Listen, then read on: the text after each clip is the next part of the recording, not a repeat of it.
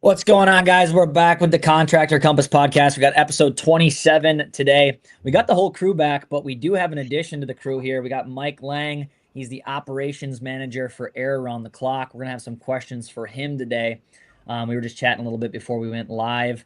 Tom was nice enough to get Mike on this podcast with us today. So, like I said, Mike, free talk. I do the intro just so everybody knows what we're talking about. But now we're kind of free to go wherever we want with the conversation. First question I have, just to kind of start us off. So if you don't mind, just for the people that are going to listen to this, tell us a little bit about yourself, how you got into the industry, and then about the company, how long you've been with Air Around the Clock, kind of giving us an idea how that all played out and where you guys are today in terms of size of the business, just so people know who they're listening to. Well, when I was a young man, my sister and my brother went to college, and my father was in the appliance business, and he fixed washers, dryers, and dishwashers. And I graduated high school, and did not get very good grades, and I was screwing around. And my dad was like, "Why don't you go to school for refrigeration? And if you learn refrigeration, we can fix air conditioners and we can fix refrigerators, and we'll make more money." So I did. I went to school. I went to Lincoln Tech in Union, New Jersey. And I learned refrigeration. I learned air conditioning, and we started doing. At first we did obviously we did refrigerators right off the bat, but we did wall units before we started to switch to central units.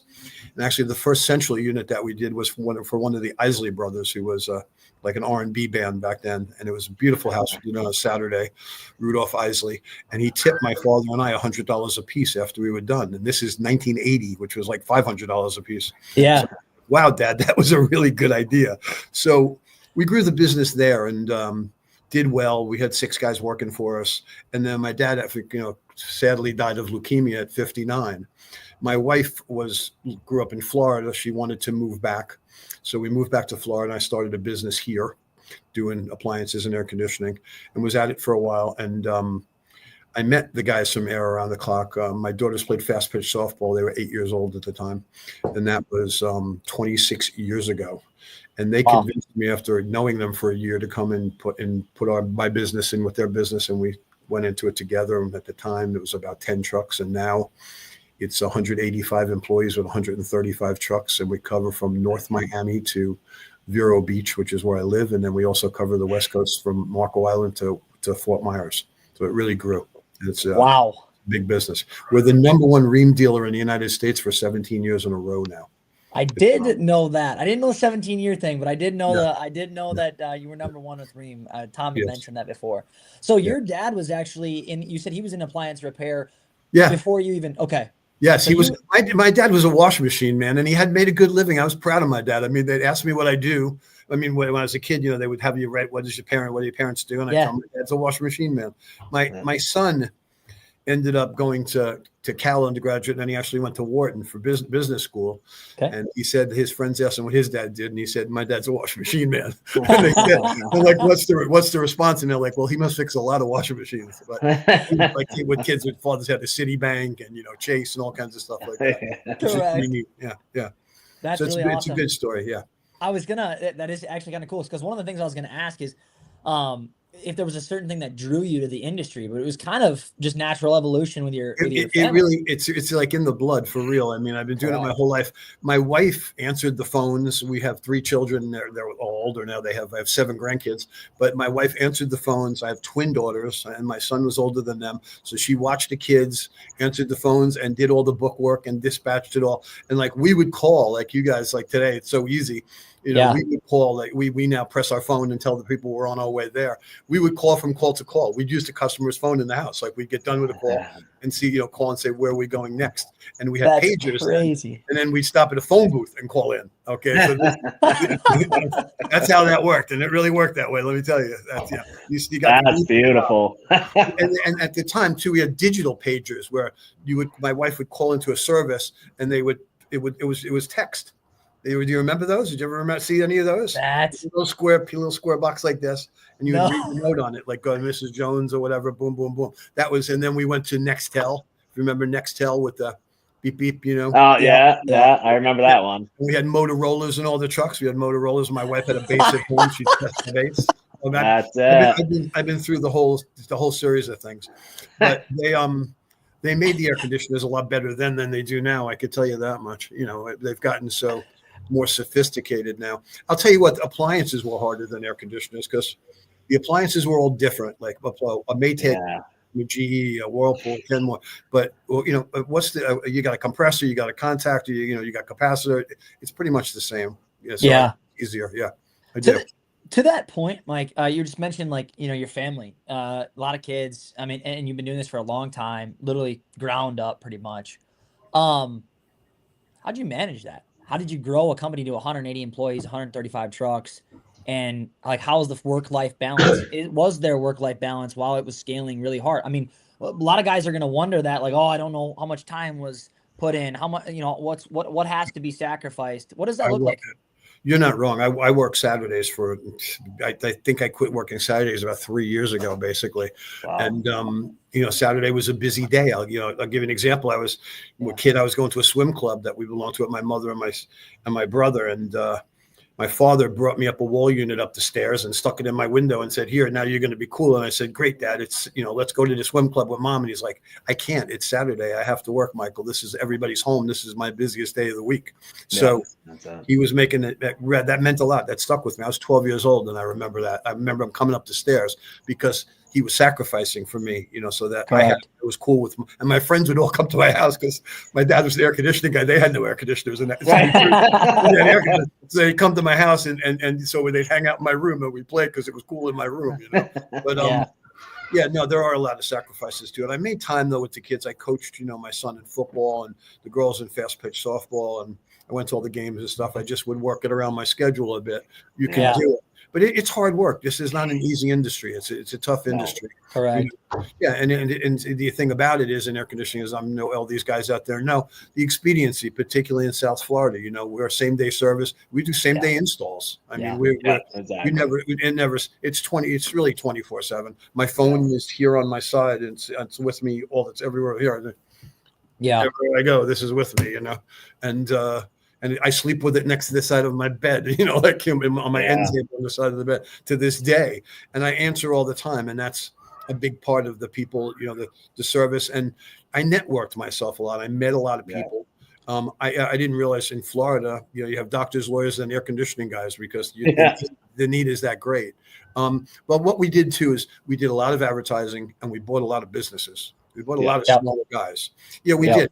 Guys that were retiring and going out of business. A lot of phone numbers. Back then, especially, you had local phone numbers that now you don't know where the numbers are coming from anymore. But back then, it was like, a number was one town to the next had a different exchange. It would be Dumont 5, 385. I have a number that I sold the business that I had, which was 201-385-1382 that I sold to one of the guys that worked for me. That number is still in existence, and my dad turned it on when I was 7 years old, and I'm 67 now. It is 60 years old. That number. That's beautiful. And he's still doing it. That's crazy. Yeah. So that's. Go ahead, Jace. No. I was just I was curious because definitely when you start to talk with kind of bigger type companies that have gotten to that threshold, right? A lot of the small companies, a lot of our audience is kind of the starter type companies that are trying to really navigate the waters, figure out how can I get from 2 million to 5? How can I get from 5 to 10?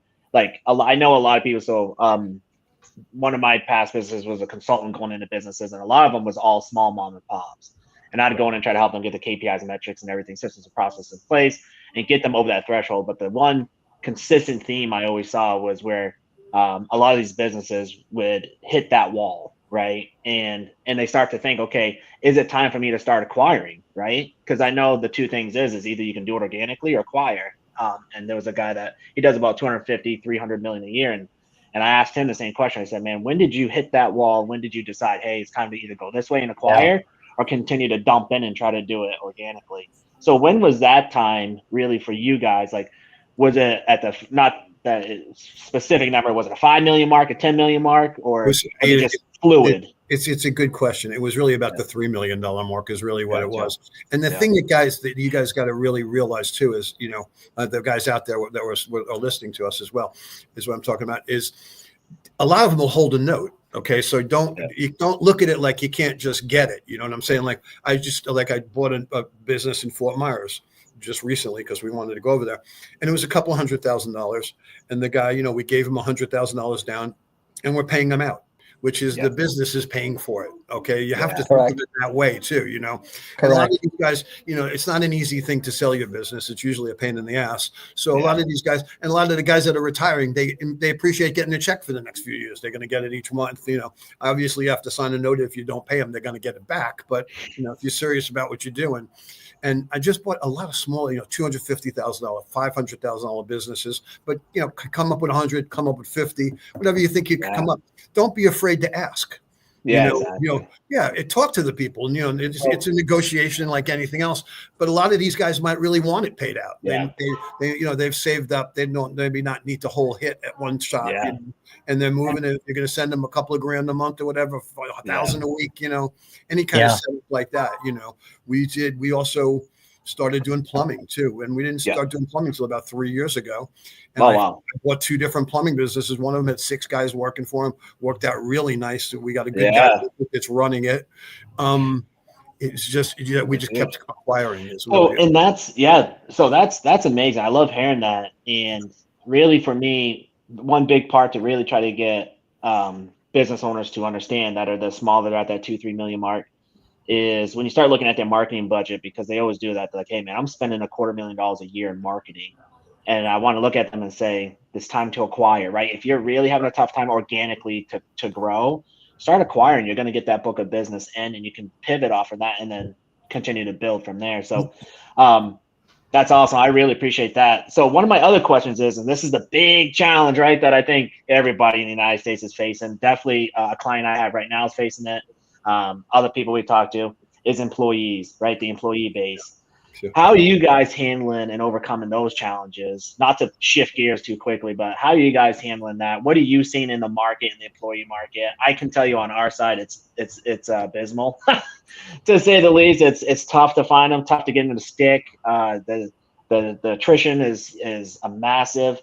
You know, it's really. It doesn't matter if you're paying 100% of benefits.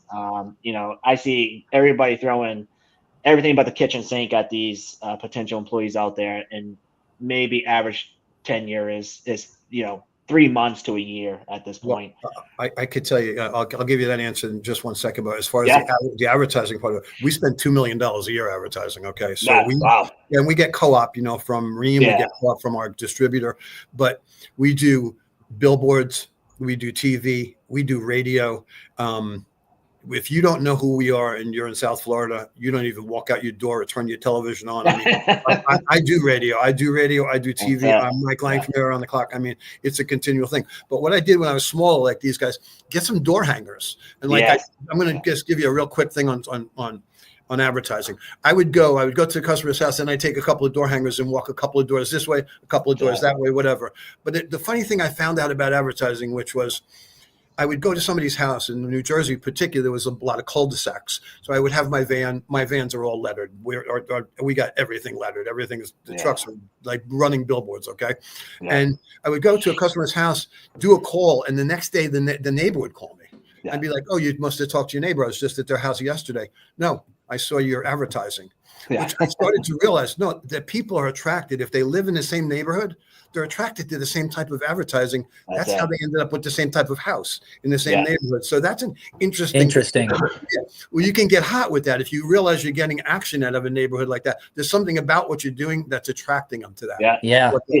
Be the big fish in a small pond. Saturate the small neighborhoods. But if you're small, just start putting it all over the place. Carry cards, sticker everything, man. I was like sticker the world. That's it. And my guys, they before they leave a call, they take pictures of everything. We do that, we download the pictures, but the last thing they take is a picture of the sticker on the unit, because the people move.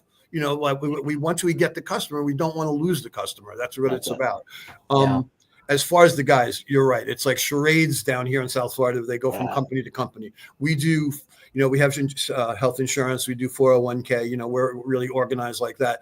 But where we are with it, we see what the guys can do. Like we pick them out. We have different guys that are really good. Other guys aren't so good. In the winter, when it slows down, we'll have the guys that aren't so good ride with the better guys to learn more. I had a mechanics meeting this morning. I spoke to them about take your time now. It's slower now. We're not rushing you. What we want you to do is we want you to get better. Now, get better at your craft. every day as I do it, I learn something different every day. To this day, I learn something different every day. So the thing is, slow down, take a look at it. I got to the point where I could just walk up and hear it. I could listen to a condenser from outside. Exactly. My wife answering the phone would say, with the refrigerator, a Whirlpool refrigerator with a squealing noise, it's a bad evaporator fan motor. A GE washer, oil on the clothes, a bad transmission. It's the same complaints. A lot of the times, you'll see. And when some of the units, when the newer units especially, will have the same things wrong with them because, like we had, years ago, we had problems with the ream coils. And you started to see what happened to Perpetuate. But the guys, it's hard. I mean, you're not wrong. It's finding, with the amount of employees we have, it's really difficult. We have guys, that, like with the installers, that a lot of them are from the islands here down here in the Caribbean, and they'll go back in the winter. When we slow down, they'll go back and then they'll come back in April. Gotcha. So we're Interesting with that part of it. So we don't have to carry the 100%. It's a lot to carry. That's really where I think the division that I think is the biggest challenge right now. And this is kind of a two-part question, or one's a statement then a question, but definitely install is the section where I see is the biggest hang up for most companies is trying to keep installs in there. It's definitely a grueling, position. I was an installer, so I get it. But heck, half these kids are getting paid 30, 35 bucks an hour, 40 bucks an hour to do what I did at 17 bucks an hour. Right. And it's insane. And then they're just having such a hard time hitting their work orders and being their job times and getting, a 3-zone done in, a day, and they want 2 days or they want 3 days to get it done. It's like, man, the job costing is just not there to be able to fit that in. And then you're fighting between your sales team and then your install team. Install wants more time. Sales want to sell for less, right? So you're always dealing with that balance. How's that working out for you? We could do 8 zones of air conditioning in a day and a pool heater along with it. I mean, I have a guy in Golden Beach in Miami that has 16 zones of air conditioning and 2 pool heaters that we're at like all the time. So you can see the people walking in the back. Yeah, they're all interested in what you're doing. Yeah, exactly right. It's not easy with the installers. I'll give you an example. When I was going to drop off a grill to one of the guys who forgot it on the job, and my wife was with me, and we were going to a friend's house, and the guy came out of the attic, and it was the summer. And my wife, I got back in the car, and she goes, he looks like he got hit with a hose. I said, it's 140 degrees. He just came. I said, well, because of what he's doing, we get to live the life that we lead. Thankfully, these guys work hard. I appreciate. Listen, my thing is everybody, like the girls that answer the phone, the women that answer the phone, the guys that do the installs, the guys that do sell the air conditioners, the mechanics, everybody is just as important in the wheel. The woman has to answer the phone for the guy to go out there. Is he fixing it? Is he selling a new one? The installer is going to put it, then the money goes in the bank. Everybody gets paid. But nobody's more important than the next guy. And correct. The sales guy has to understand how important the installer is. If he doesn't do his job, you can't sell anything. It's all equal, and that's what you find a lot. Like the guys that make more money might think, oh, I'm not, at this higher level. Nobody's any higher level. If they don't do your job, you don't have a job. So correct. It humbles you more that way when you think about it. Absolutely. To your point I did there, every part of it actually. To your point there, Mike. It kind of rolls into the next question I had. We're talking about this a lot of guys that are listening, that are going to listen to this podcast, they've never had questions like this to ask to a company that's doing that type of volume. Okay. They haven't had the chance. So my question for you is, when you get to that stage, how are you managing quality control and managing how many heads of departments do you have? How does that get structured to where you can make sure things are getting done right? The customer's happy, customer satisfaction is high, quality of work is good. How is that managed at that level with 180 employees and 130 something trucks? It's difficult, and we have part runners. Like there's going to be always, you're going to go. We go as high as 30 installs in a day in the summer. Okay, we do 5,000 air conditioners a year. Okay, 5,500 a year. Yeah, no, it's that. But we've been in the 35s even in a day. So we have guys that follow up behind that will look at the install. Okay. We're diligent with that as far as we try to keep our name the best you can. I'm sitting here right now with this at table. This is a little thing where the guys give the customer, it's to get a good review. Okay, so this would be like, here, get the customer to give her a good review, and we pay them $10 if the customer goes online and writes a review. I mean, I'm sitting at the table where I have the meetings with the guys. stickers. Okay, I got stickers with our barcodes on them. Exactly. And we have that on the vans even. I got the barcodes on the vans even as well. Yeah, that's huge. That's a nice marketing play. I saw this one truck that was doing it, and what they did, they had the side of it lettered, right? And then the back of it on the door was just a big QR scan code, and it said on the top, you want to. And you could just, that's funny. Everybody wants to do it. Yeah, it's just, but you're right. The quality control. How many managers? There's probably 10 different managers, basically. Yeah. So a question for you: you showing that sticker with like the QR code? Is that more of a marketing thing, or is that like, hey, leave us a review, tell us how we did, you can connect? It's just actually to get in touch with us at any time you want. Like, correct. Yeah. Okay. Okay. Cool. That's what I thought. Okay, that makes sense. Yeah. So you're almost. I like that idea a lot, actually. So here's ease of access. Your wife is hot. Yeah, that's awesome. I see that one. So it's almost. I mean, I like that idea though, because at that level, at that level of volume, Ed is like I said, that's going to be difficult no matter what. But you're almost doing it in a sense like, yes, you have people that are following up, they're looking at work done, but you're making ease of access to reach you to where if something is done, the customer wasn't happy about something, they're not going to have to try hard to get get it solved. No, like we resolve issues. I mean, you can't be in business this long and do what we're doing, have this many customers and not resolve what's problem. We don't hide. If there's a problem, if it's condensing unit, the bad compressor, we'll pull the unit right out. I mean, we don't. And we have that kind of relationship with Ream because of how much we do, the volume that we do. They're not going to don't question. So we're fortunate for that because if we have a problem, hey, just take the unit out. We'll figure it out later. We don't leave people without air. That's my biggest pet peeve with these guys. We're in South Florida. You grab the dog, grab the cat, grab the kids. You're out of the house. So you're in a single zone house. You have no choice. Okay. So you got to get them air, and we got to figure out. That's why I said we'll do same day installs. We do them. We're just moving 100 miles an hour. Yeah. But a part of it now is that what these guys have to realize this too, but how big I see Thomas here in the corner over here is the finance part of it is tremendous to us now because the prices, you're really looking average now $8,000 to $10,000, as far as that goes. What Correct. Is he, what are you putting up? He's always got his people buy payment sign. Go ahead, Thomas. Yeah, right. Baby up there. But listen, the way Thomas and I met is he was working on a company called Okinas, and we were doing work with them, and they were doing subprime lending. Okay, because not everybody has great credit. So we got to be friends, and I saw how well we did with subprime lending. He called me up and told me he was leaving, and I said, hey, why don't you meet me? I'm going to be up in Tampa. It's my anniversary. I'm going to the Hard Rock with my wife. We're going to Burns and that stuff. So he met me for lunch. And I said, listen, I know you're leaving there. Why don't you come down? You could be the director of finance, and we'll use the waterfall, and we'll do the subprime lending and see how it works out. Well, we made $2 million more the next year. Oh, yeah. So the next year I said, you know what? We could spread this around. Then we could do to help other guys because realize the market, like we'd use Synchrony, we'd use Wells, but those scores are tough. Those are all prime lenders. So you got to be able. People don't have just $8,000 and $10,000 laying around. Most people do not have that. So like he's right. His people buy payments. It's a true story, and he does. Our guys call up. He's got the service. He's got the people on the phone. It's like when you go to a car dealer.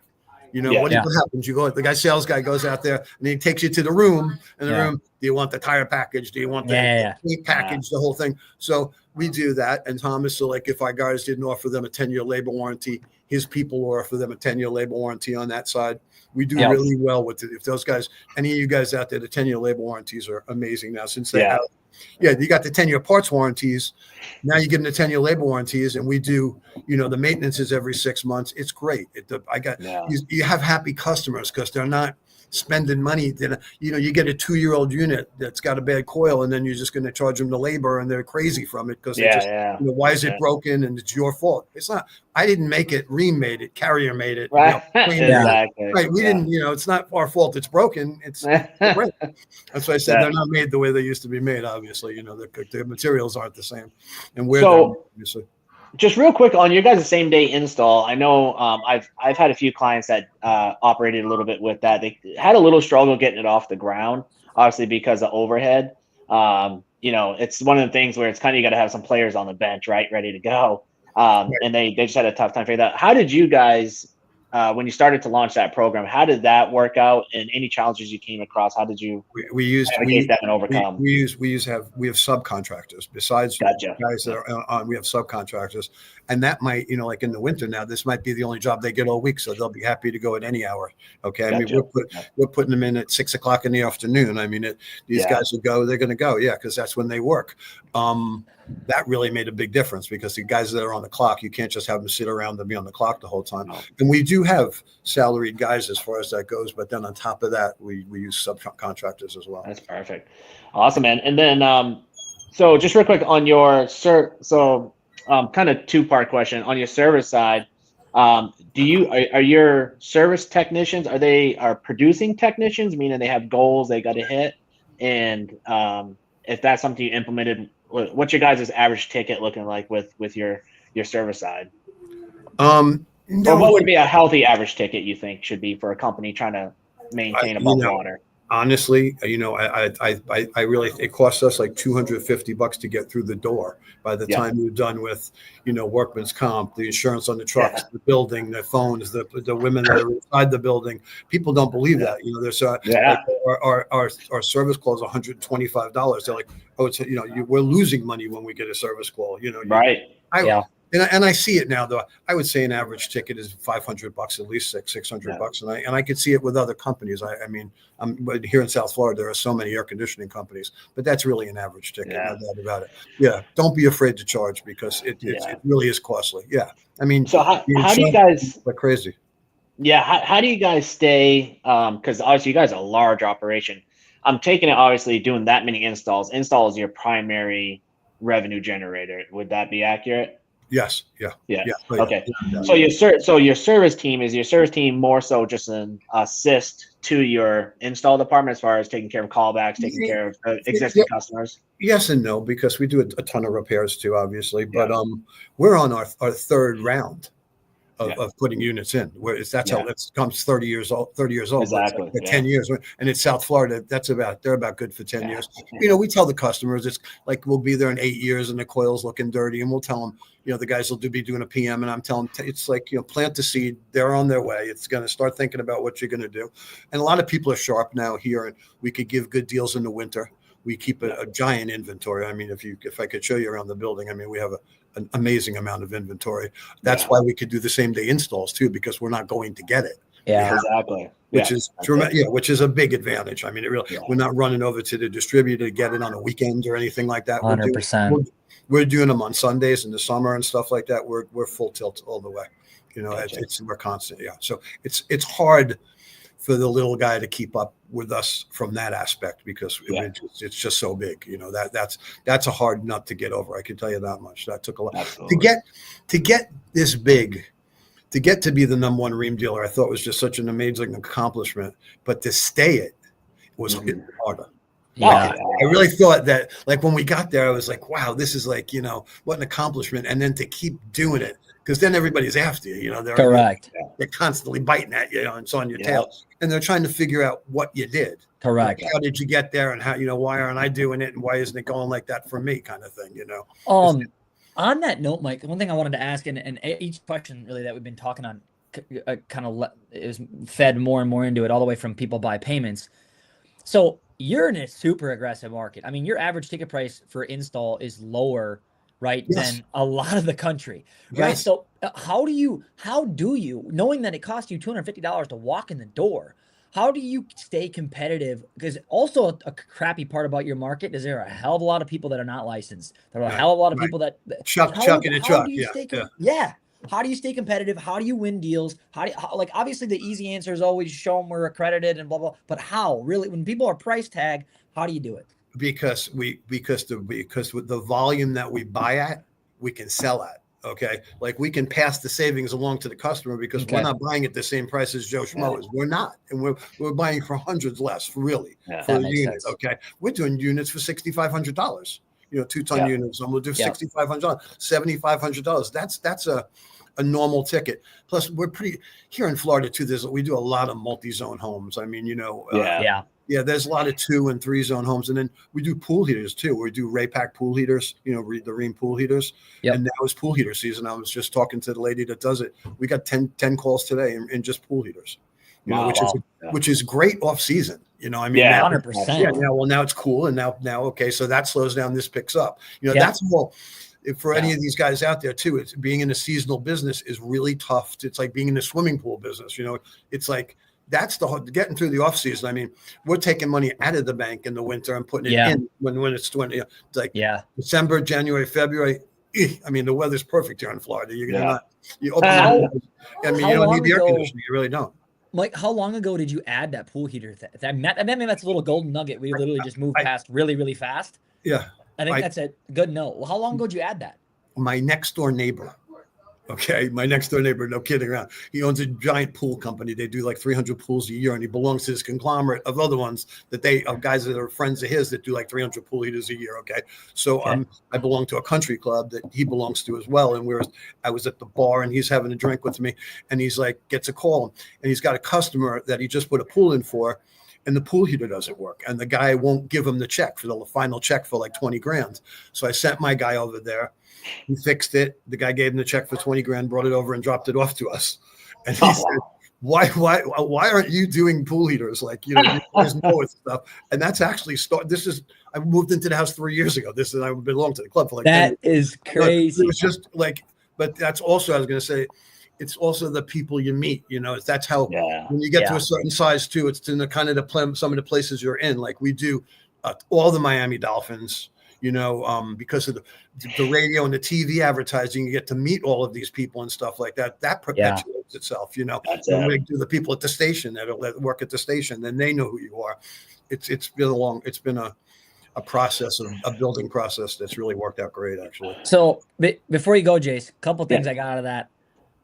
One, it's good to have good neighbors, and that worked out really well. Second thing, I'm assuming you have guest pass at your country club, so I'll be down like next month. You should, and we got great golf. When you play golf, you want to come. I got like a 16 handicap, so not great, but I'll be down there.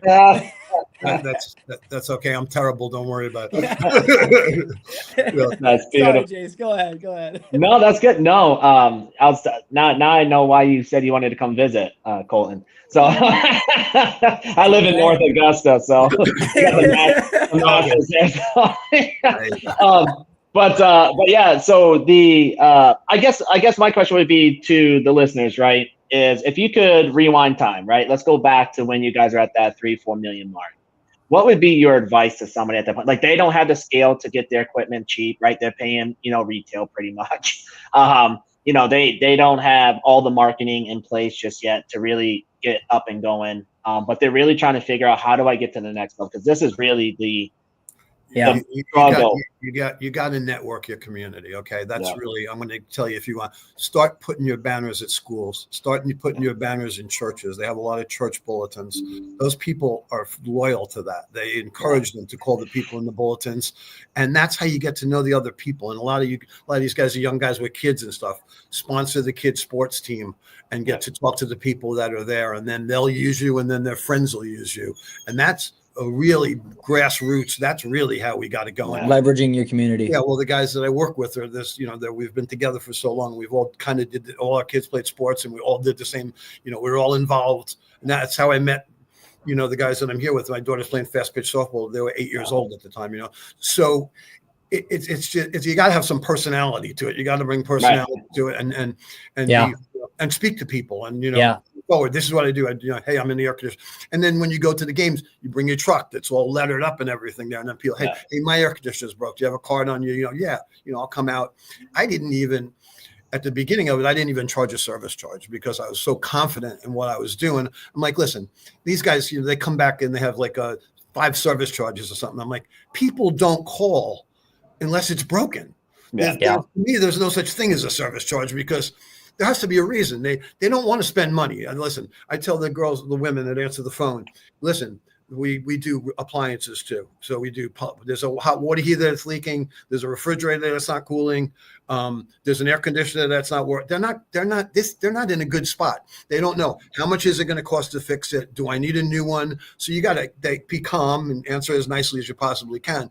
But what I'm saying is they're calling for a purpose. There's a reason they're calling. And if you're good at what you do, you go there, you fix it, you take care of it, you charge them, and you make them happy. That's the whole key to the whole thing. That's the key to the success, really. Yeah, and just 100%. Be pleasant and try to figure out what you have in common with people. Like I tell the guys, pull up, don't park in their driveway because your truck might leak oil. Go to the ladies taking groceries out of the car. Grab the groceries out of the car. You open the front door. You ring the doorbell. They open the door. Start wiping your feet at the door. You care about their home. Make a good appearance. You're going into their house. Make them feel comfortable that you're going into their house. Hey, they got a fish tank. Hey, I got a fish tank too, and I like fishing. But you look for the key things, and the key things are if you see an inhaler, then maybe you start talking about indoor air quality. If the kid's home from school sick, if they have a dog and a couple of cats, hey, maybe you can use a UV light. Maybe you need an air scrubber. These are the kind of things you got to key up on as you do. Try be aware of your environment, and also listen to the customer. They're going to tell you what's wrong. Okay. Like that's what I tell the guys. The main thing when you walk in, ma'am, how can I help you? What seems to be the problem? Is it inside? Is it outside? Is it the condenser? Is it the air handler? Do they have a package unit? Listen to what they're saying. It matters. Slow down, pay attention. That's what you can tell these young guys, and keep, be aware of your environment. Like I said, really, if you want to sell indoor air quality, though, is to see what, a lot of bottles of water around if they're healthy, workout equipment, that's the kind of things you're looking for. Yeah. Is what I do at my sales meetings. how about let's add you've been doing it for so long, right? And some guys can't even see. I mean, a lot of guys that are going to listen to this aren't even be able to fathom that type of revenue and volume. But let's add some timeline to the beginning stages. So, what did I know you when you partnered? They obviously the company wasn't at zero, but what did 0 to 5 million look like? What did 5 million to 10 million look like? What does 10 to 20 look like in terms of like a timeline? Because you mentioned Jason, he had asked if you were to rewind time. 3 to 4 million, trying to get over that threshold, what would you do, right? You're like, hey, leveraging your community. But what does that look like in terms of like time frame? How long did it take you to do that? Make these big jumps? Because a lot of these guys, especially nowadays, that I talk to in the marketing space, they're looking to grow to 5 to 10 to sell to PE is what they're doing. Right now, who knows if that's going to be their goal, but what does that timeline look like? I'll tell you what, those are the hardest parts because after you get above 10, it just perpetuates itself. It just that's what everybody says too. Because you're buying right then too. So your costs actually come down. They actually don't so much go up, but they come down. But it's so, excuse me. That's a hard part to get past, and you just got to stick with it and be patient with some of it. And like I said, you just start acquiring. I was gonna say acquiring probably the easiest. To be like, listen, I go to these meetings and my dad used to say you could be the best appliance guy in the world, but if the phone doesn't ring, you're sitting at home being the best appliance guy in the world. That's it. And that's really what it's about. I mean, you might not be the best mechanic in the world, but if you're never going to get to the house without doing the advertising. You got to have some balls. You just really do. And, to be an entrepreneur, and you got to make some quick choices. Like, listen, I learned a lot more from the bad choices than I did from the good choices because they just follow. The bad choices, you don't mull over them long. Move on and keep going and go as fast as you can, and be expedient about what you're doing with the customers. Get out there as quick as you can, be as nice as you can, and stick to it, and follow up with your guys, and follow up. You can do so much more with the computer now. We're so much better. Like, our guys press on the way. There's a picture of them before they get there. The people see who's coming to the house. They leave. We have cameras in the trucks now too, as well. We know when they open the doors, close the doors. We could shut the trucks off, or from automatically from on a phone. I could shut a truck off. I mean, if there's a problem, we could shut. Our guys take the trucks home at night. The majority of them park at their house. So I could shut them all off at night. I could turn them all off so they can't go anywhere if we choose to, depending if we have an issue with one of them or whatever like that, which happens, things happen. Try to be, we always have, I'll be honest with you, we always have money lent out. I can't pay my rent. I can't pay my mortgage. I can't pay my car payment, and we don't charge any interest or anything like that. We help so many people. Yeah. I'm having my wife's having the third kid. We try to be there as much as we can.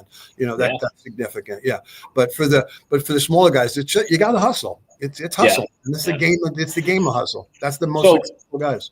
Let me ask you, and this will be my last question because I know we're coming up at the end of time. But when you were at that acquiring phase, because this is where a lot of people are now probably getting pretty piquing their interest. They're like, okay, I'm at that 3 million mark. I'm spending $250,000 a year in marketing. Maybe I can take some of those funds and purchase and acquire, and that can grow me to the next level instead of trying to do this either through PPC, LSAs, what I'm saying, all that. So when you went to go acquire, I guess, how did you locate these companies to acquire? And what did just a kind of topical, what did that process look like? Okay. So the plumbing company. Okay. Yeah. The plumbing company we started, I put up a plumbing billboard, and a friend of mine's wife was going by, and she had a friend that wanted to sell his company that had 6 people working for him for 20 years. Yeah. And that's how I got the plumbing company. That's crazy. But I actually go to business brokers, and I like the guy. To give you an example, the business we just bought in Fort Myers. The business broker just sent me another business now. Okay, because I told them they're small. Let me see. I'll just see if you can gobble up some smaller ones. But like I said with these guys, these guys you're talking about, if they want 200 grand, let's say, if they want. Say I'll give you 25,000 down. Don't be afraid to start. You can always come up. Okay, I mean, always go from there. But and see what if they want. Like I said, a lot of these guys want to retire, and they don't mind having the revenues coming in. They don't necessarily need it all at once. So you just take shots at it. But a business broker is easy. Like you can, and then tell them if it goes well. Hey, I look at acquiring another one. With you, and that's their job, and they want to help you to find a business and find the best business that you can. And they're all over. Yeah, and just real quick, what is just a little bit of your criteria? Like, what are the few most important things you're looking at? I was just going to ask that. Yeah, what's your checklist when you're looking at buying these companies? I go ride with them. I go there look you at go. them, yeah. and I go ride with them. Yeah, I get in and ride with them, and I see the way they operate, and a lot of them, if they want to sell the trucks, if they want to sell the inventory, I don't need any of those things. So but I'll take whatever's coming with it. I'm going to take, of course. But that's what I do. I go ride with them. I pay attention to the phones. I take a look at the phone bills and see, how their phones are. Times a day does a ring? How many? What do you install? How many are you doing? 5 a week? Are you doing 10 a week? What are you doing? As far as that goes. How do you make your way through the winter when it's dead? Do you do PMs and stuff like that? Do you, did you do the preventive maintenances that you sold and all things like that? And, I try to figure out what they're doing wrong that I could do right that will make me more. Yeah. Like I'm watching the way they operate, and I'm going to take the way I do, put it to it. And are you rolling them up under your guys' name, or you're keeping it as an affiliate? I keep their names for a while. I keep their names until a couple of years, and then it just assimilates right into it. Then the people get it, then they know who they're calling it. And I keep like the woman I have in Fort Myers. She answers the phone from 8 to 12:30. She's a 68-year-old woman, but she always answered the phone for the guy who was in business for 20 years. So I kept her. So that's all she wants to work. So I let her work what she wants to work, and then the phone just flip over to here. But she knows everybody. Yeah, she knows everybody. That's it. I picked up the phone. We picked up the computer with you guys. I mean, I had an email from her that told me we had a customer we just sold a unit to on Monday. He has a friend of his. Do we give a stipend to them? We'll give $50 to recommend somebody to sell the unit. I said, yeah, absolutely, we'll do that. That's perfect. The kind of thing, That's that kind of thing you wouldn't have if you didn't have her. Yeah. Right. Exactly. Yeah. She was part of the business, and if you can keep it that way, why not keep it? That makes sense. Right? I mean, the people know her, and it's great. I mean, especially it's a weird chemistry over there because everybody leaves in the summer. Now it's getting busy over there because everybody's coming back, but she knows them all. So it's like that. That was a great thing to have. And I take all of their computer stuff and put it right into our base. I take everything and just switch it right over, and right off the bat, I do that. That should be done. And I solicit the customers. I'll solicit them back. Yeah, and tell them, I'll think, hit some kind of idea what kind of deal I want to give to them in whatever area it is, and solicit them all. That kind of thing. That's a good thing to do. That works. Yeah, do mailings are good. Yeah. I have a question for you. This is something that's really difficult for a lot of business owners to get over. You're just talking about people and how they're playing a role, and how did you? Because you're talking about, we're checking the phones. I got the computer stuff that we're switching over, right? Obviously, you are not doing, especially at this level, for God's sakes, you're not doing that yourself, right? But how at that point when you stepped in and you were smaller and you started acquiring and you're doing all these things and you're wearing all these hats, how did you go through the process to start bringing on or trusting people? Because that bottlenecks some owners so much. Man.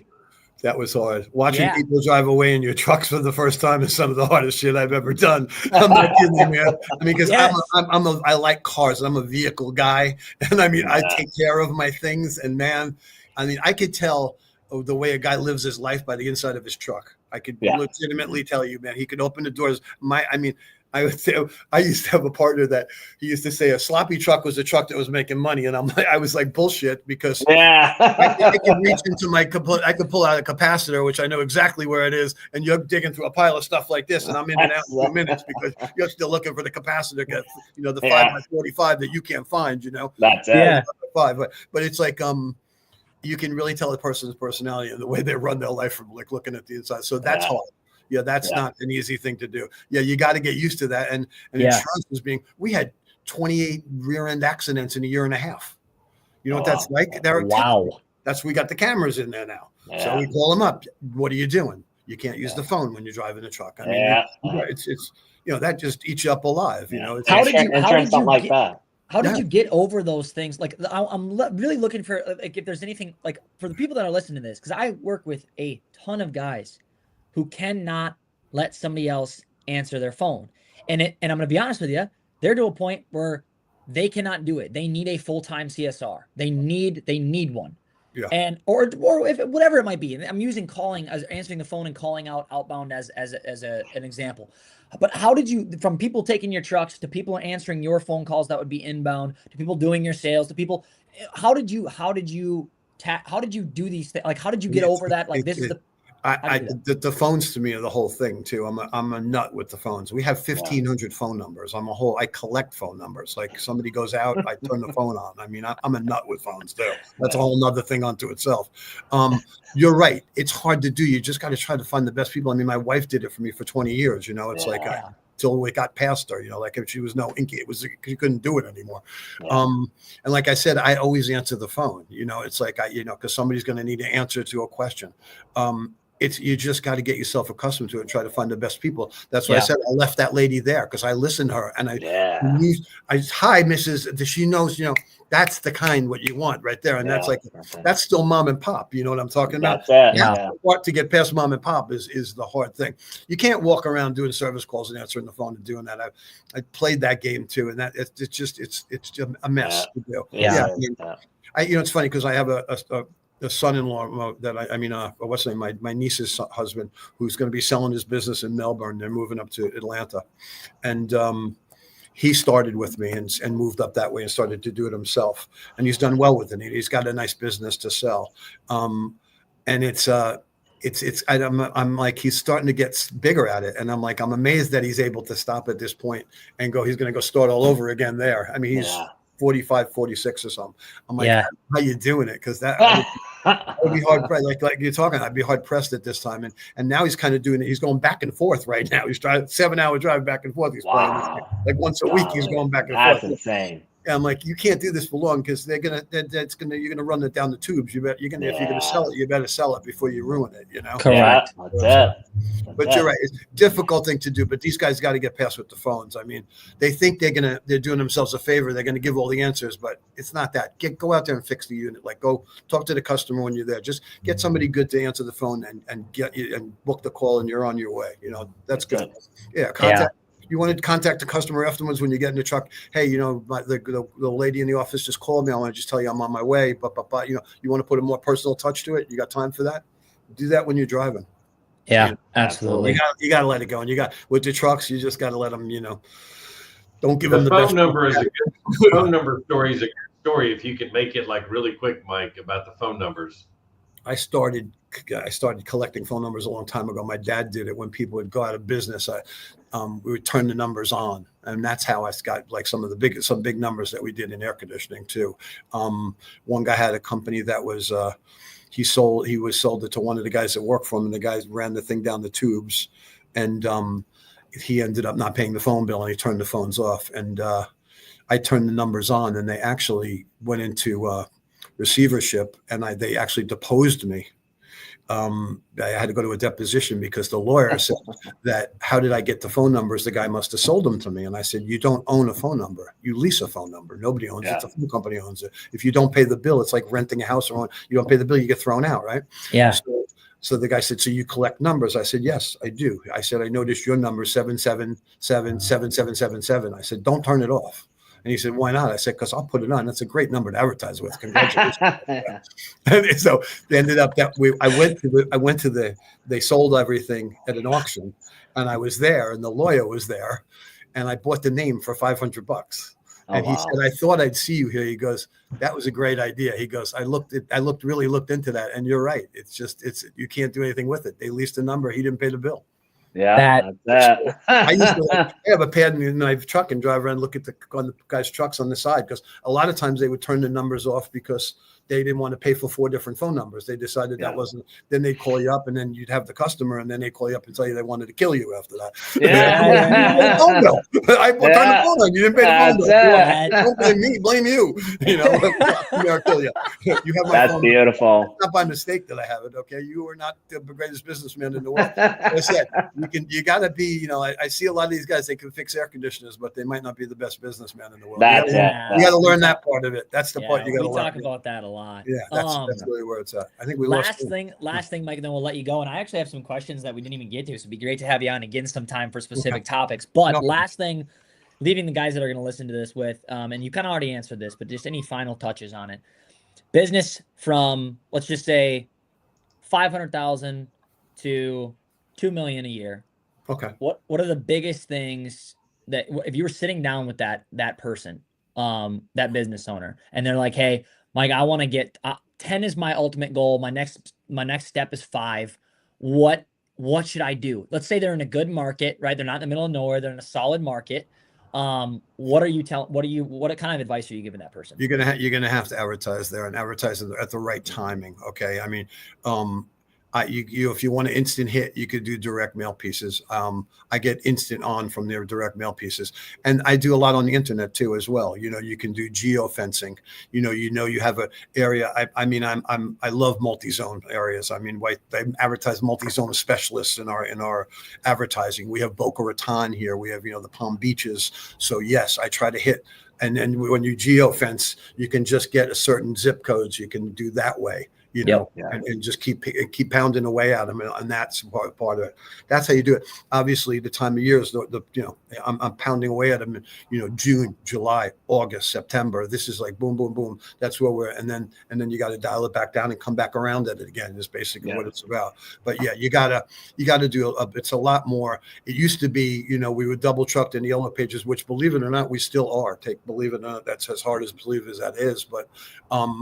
So it was easy. That's a call to action. Okay. They know their air conditioners broke. They open up the yellow pages, they call. Now you got radio, you got TV, you got the cable cutters. I'm on regular TV, like NBC, CBS and all that. Then I'm on all the other channels, the cutters and stuff like that. That opened up a whole nother thing. The internet basically destroyed it almost right off the bat, the yellow pages, because it diluted it all. It's so much harder to advertise now. And the billboards down here, I mean, a billboard, $5,000 a month. Yeah. That's insane. We got a bunch of them. Okay. Yeah. So, but there's a zillion people. I had the perfect storm. I had a guy, he's stuck in traffic on 595 going into Fort Lauderdale. He goes, I'm stuck in traffic. My wife called, said the air conditioner's broke. I'm listening to Joe Rose on the radio, who's a sports guy. He's one of our guys doing your ad for Air Around the Clock.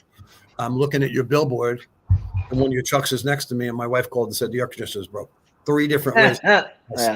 stuck in traffic. That was most rewarding, I have to tell you. It's working. I love it when a game plan comes together. Like I said, if you're not, you don't know who we are, you're under a rock. My kids tell me their friends come into town and they're saying like, yeah, I saw your dad's billboard. You know what I'm talking about? My daughter said she was listening to a podcast and they're like, oh yeah, we know we're in South Florida. We just saw your wife is hot. Like, That's it. It's a lot of fun. That's fun. So funny. I enjoy advertising. Advertising is the best part of it. I'm doing like tomorrow. I'm here. Actually, I'm down south to do for Facebook. We're going to do little things for Facebook tomorrow. I'm going to interview like one of the guys that actually works for us too, as well. One of the service managers. Perfect. That's awesome. Facebook ads. Yeah. That's part of it. So yeah, you know the deal. So that's what so cool. You got to advertise. You got to spend the money. Yeah. Lay it out. Yeah. No, I agree. We've talked about that quite a bit. And also, like I said, like Thomas in the corner, man, you got to get the financing right, and you got to get it. Like, listen, you go in, you don't judge how much money anybody has. You don't know. You could be in the nicest house in the world, and they might owe $10 billion, and they don't have they don't have a great credit score. He can fix it. That's the guy you want to call. Believe me, I'm telling you. I use him. I use him every day in my life now. Got tied at the hip, man. Now. We go to conferences together. We have a grand old time drinking together. I could tell you that much. We do. That's awesome. For real. Yes. That's awesome. Well, thank you guys. We'll let you go, Mike. This was, like I said, we got in. I have a list of things like that we could have talked about that we didn't even get to. We could do it again. I don't have a problem. Yeah, it'd be great to have you on for a specific topic. But appreciate the heck out of your time. I think this was, Jace, do you have anything final notes? I'm good. I mean, I think you wrapped it up pretty nice. I mean, we've been running for, quite some time, and a lot of the topics we touched on today. And I think it's really just one of the big points. One of the big takeaways for me is definitely just to make sure you stay involved in your community. And just make sure that advertising is on point. I'm telling you, the community involvement is gigantic. You can own a town. When I moved down here to begin with, I was going to move to Vero Beach, but I realized the population wasn't big enough.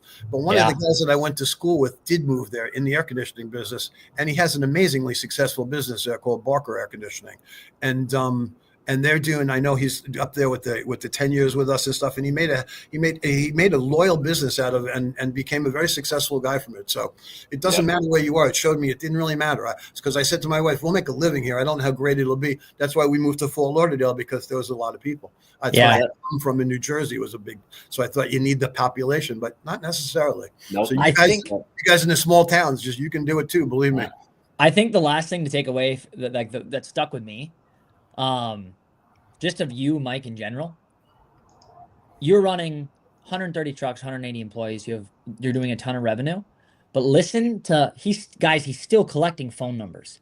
He's still doing these things. Yes. You got to have, for lack of a better way of explaining it, you got to have that dog in you if you're gonna grow a company to this size, or even to any size that is successful. Gotta have the hustle, man. I'll be honest with you guys. I like the business now more than ever, because I like the business end of it. I didn't realize, it is what I did, but I like business and I like the game. It's a real lot of fun. I mean, it still gets me high. I'm getting close to, I'm getting close to retiring, and I'm going to find it really hard to stop. My wife says, it won't happen.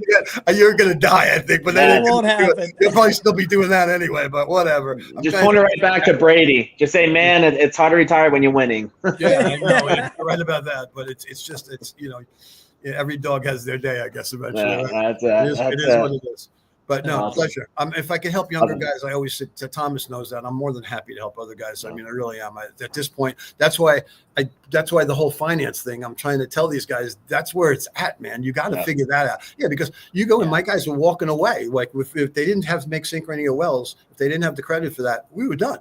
Yeah, it was killing me. I mean, they sold units sold. They don't have the money. When I talked to some of these guys when I was on the West Coast looking at some of the smaller companies, they didn't do financing. I'm like, how do you do this? Oh, they combine 3 credit cards or 4 credit cards. I'm like, and they can't take little Timmy to Chuck E. Cheese. Like, exactly. But you're killing them. What are you killing them for? You don't have to do it that way. And then one guy in Naples says to me, they all have money. I said, really? You're right next door to a Kia dealership. Do they all have money? I mean, they're not all driving the Mercedes. No. They sell Kias out there. You think they're buying them for cash? I don't think they are, to be honest with you. Right? But whatever. 100%. All right, right. guys. Well, we'll Pleasure. wrap this up. If you're listening, guys, thank you. We'll have Mike on again. We'll see you on the next episode, 28. Will be the next one. That's 28 different weeks there, Jace. We're getting up there. We're gonna have to start. We're there. Season 2. But hey, if you're listening, thanks, and we'll have Mike on again soon. Mike, we appreciate your time, brother. Thanks, Mike. You guys take care. Take care. Take care, buddy.